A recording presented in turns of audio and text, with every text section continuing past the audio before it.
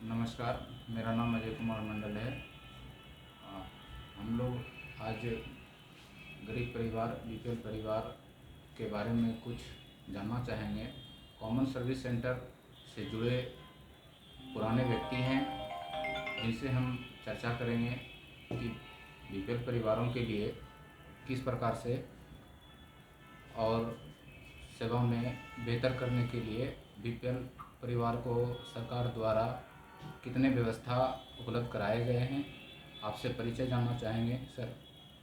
मैं बी के अग्रवाल, जी मैं कॉमन सर्विस सेंटर संचालक हूँ। जी पहले इसका नाम वसुधा केंद्र होता था। जी उसके बाद गवर्नमेंट ऑफ इंडिया ने इसको कॉमन सर्विस सेंटर के रूप में जी प्रिस्क्राइब किया और इसका उद्देश्य था कि जो आम जनता है उनको सरकारी योजनाओं की जानकारी उपलब्ध कराई जा सके और उनका लाभ भी दिलाया जा सके।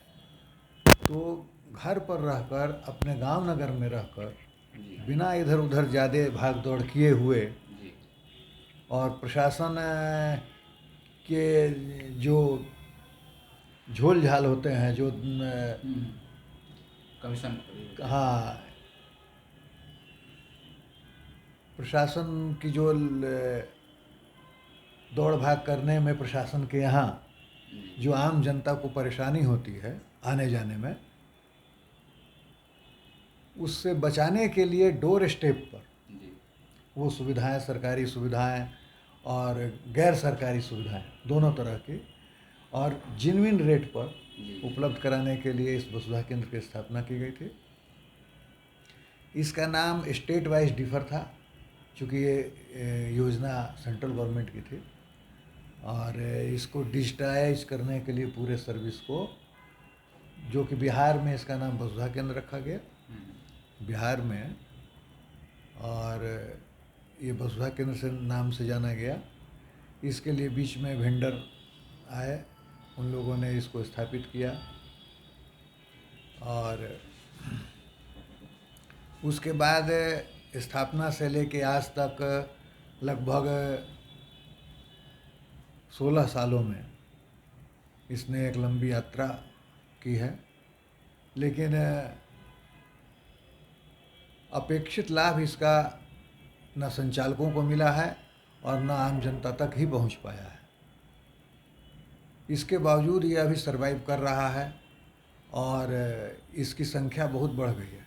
अब तो बिहार में 50,000 प्लस हमारे सेंटर्स हैं, जो कि स्टार्टिंग में इसके मात्र 5,500 के लिए इसको अनुमति दी गई थी।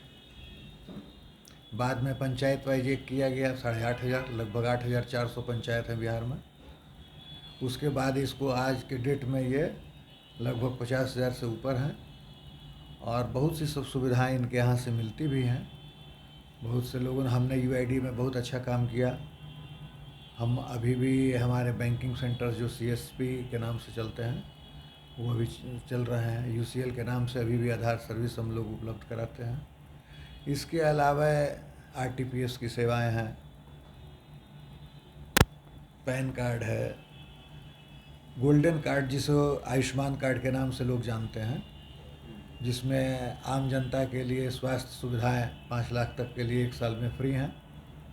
उस कार्ड के लिए हम लोगों को ऑथराइज किया गया है, हम लोगों के यहाँ से वो बनता है।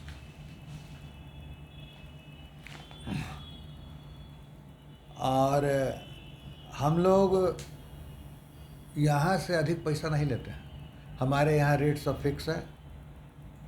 सरकारी योजनाओं के गोल्डन कार्ड हम लोग फ्री में बनाते हैं। उसके लिए प्रिंटिंग चार्ज अगर कार्ड प्रिंट करा के कोई लेता है तो 30 रुपया फिक्स है गवर्नमेंट से, वो हम लोग लेते हैं। और इसके अलावा हम लोग कोई एक्स्ट्रा चार्ज नहीं लेते हैं। जो सरकार से प्रिस्क्राइब्ड दर है उसी पर हमें काम करना है। बहुत सी सेवाएं हमें फ्री भी देनी होती है और बहुत सी सेवाओं का हम लोग चार्ज करते हैं। अब ई लाभार्थी एक योजना है, उसके अंतर्गत जो पेंशनर हैं, चाहे वो विकलांग पेंशन बिहार सरकार देती हो, विधवा पेंशन देती हो या वृद्धावस्था पेंशन देती हो, उसके लिए ये नियम है कि 1 साल में उन लोगों को फिजिकल बायोमेट्रिक अपडेट कराना है। उसके लिए हमारे यहाँ से मात्र 5 रुपये में वो सेवा आम जनता को उपलब्ध कराई जाती है। तो इस तरह से एक्स्ट्रा चार्ज हमारे यहाँ जो आम पब्लिक का बच रहा है, ये आम जनता के लिए बहुत बड़ी सुविधा है। और दूसरी सुविधा है कि हम डोर स्टेप पर ये उपलब्ध कराते हैं। विकलांगों के लिए या अधिक बूढ़े लोगों के लिए हम लोग घर जाकर भी वो सेवा उपलब्ध कराते हैं बिना किसी एक्स्ट्रा चार्ज के। यही जगह एक्स्ट्रा चार्ज लिया जाता है, तो इसकी शिकायत किन से करें? जैसे पेंशन के बारे में बात हुई, उनका जो रिन्यूअल होता है 5 रुपये चार्ज है, इसकी जगह 50 रुपये भी लिया जाता है। ऐसी शिकायतें हमारे पास भी आती हैं, हमारे लॉ फर्म में भी आती हैं। इसकी शिकायत हम लोग किन से करें? क्या संगठित बॉडी है इसके लिए प्रशासनिक स्तर पर तो ऑलरेडी पेपर में विज्ञापन आता है, उसमें प्रशासन का नंबर दिया रहता है कि आपको कोई शिकायत है तो आप उस पर दर्ज करा सकते हैं। क्या नंबर है, याद है कोई? नहीं, नंबर अभी तो याद नहीं है। नंबर अभी याद नहीं है। और लिखित रूप से शिकायत कहाँ लिखित दर्ज रूप कराएं? से आप डीएम के यहाँ दे सकते हैं, बीडीओ साहब के यहाँ दे सकते हैं। अच्छा, तो पहले अगर जो प्रशासन- वसुधा केंद्र था, जी। जिसको सहज वसुधा केंद्र के नाम से भी लोग जानते थे, जो कि सहज को दिया हुआ था, जी और उस समय एक डिस्ट्रिक्ट मैनेजर और इस तरह से अपॉइंट होते थे। तो अभी सीएससी के लिए भी कोई मैनेजर अपॉइंटेड है या किसी संस्था के अंतर्गत ये चलता है? नहीं, सीएससी अपने आप एक संस्था है। हाँ, कॉमन सर्विस सेंटर जो है वो मिनिस्ट्री ऑफ मैं भूल गया, हाँ, ठीक है, रविशंकर प्रसाद रविशंकर जी उसके 2014 में। हाँ मिनिस्टर थे उस तो अभी मंत्रालय जो के। सीएससी का संगठन उसके- है, जी। उसके ऊपर में उनको ट्रेनिंग वगैरह जो देते हैं वो कहाँ से है? वो सब अभी तो ऑनलाइन चल रही है। कोरोना के बाद से हाँ। सारी ट्रेनिंग हमारी ऑनलाइन होती हैं। उसके पहले फिजिकली ऑफलाइन ट्रेनिंग हुआ करती थी। तो टाइम टू टाइम हम लोग डिस्ट्रिक्ट में भी करते थे, स्टेट में भी करते थे, और सेंट्रलाइज लेवल पर दिल्ली में भी होती थी। हाँ, तो उसका कोई मैनेजर रहता है क्या? हाँ सीएससी का कोई मैनेजर? हाँ सर, हर डिस्ट्रिक्ट में हमारे डिस्ट्रिक्ट मैनेजर हैं। तो इस डिस्ट्रिक्ट मैनेजर का अपॉइंटमेंट कहाँ से होता है? ये सीएससी करती है, उसका स्टेट बॉडी है। स्टेट बॉडी, मतलब हाँ। ये फिर कोई एनजीओ है? हाँ, या NGO ये है। एनजीओ के अंतर्गत ही NGO सरकार ने दे जी रखा जी है। जी। क्योंकि देखिए 50 रुपया से लेके 100 रुपये तक। नहीं, ये शिकायत हमारे वसुधा केंद्रों के लिए नहीं है, क्योंकि ये जनरल साइबर कैफ़े भी लोग कर रहे हैं। नहीं, हम ये सीएससी की बात कर रहे हैं। CSC सीएससी से जो हमें शिकायत आई थी, जी तो इस शिकायत के बारे में हमने एक जगह डीएम को भी लिखा था, जी और आगे भी हम लोग लिखते जी। रहेंगे। आम पब्लिक को भी जी अब हम लोग जो हैं, चूँकि प्रयास करते हैं कि लोग कानून को थोड़ा जानें, तो जी। आम पब्लिक को हम प्रयास करेंगे कि वो रेट को जाने। जी सारे सीएससी सेंटर पे जी। रेट का डिस्प्ले होना चाहिए।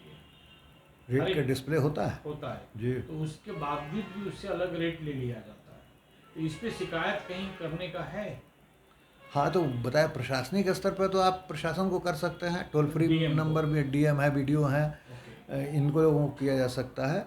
और अगर सीएससी स्तर पर करना चाहें तो डिस्ट्रिक्ट मैनेजर का नंबर उपलब्ध होता है, ओके। तो उसको आप कर सकते हैं। या हमारा यूनियन है, हर डिस्ट्रिक्ट में हमारे यूनियन का बॉडी है, वहाँ आप जिलाध्यक्ष को कर सकते हैं। बहुत अच्छा। चलिए, बहुत ढेर सारी आपकी जानकारी मिली, इतने वर्षों का धन्यवाद। अनुभव। धन्यवाद।